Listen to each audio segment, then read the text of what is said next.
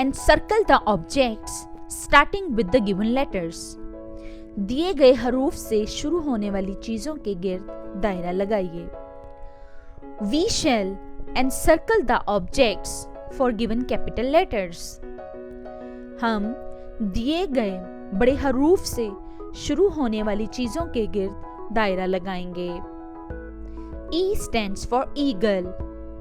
Eagle is the first picture in the row. So, we encircle the picture of an eagle.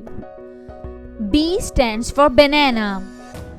Now, we search the picture of banana in the row. House, banana. Yes, this is the picture of a banana. So, we encircle the picture of a banana. A stands for aeroplane.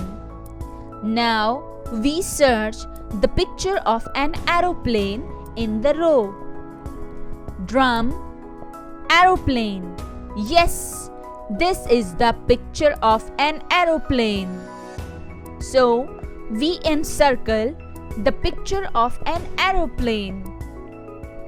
F stands for fish. Now, we search the picture of a fish in the row. Butterfly, doll, fish. Yes, this is the picture of a fish. So, we encircle the picture of a fish.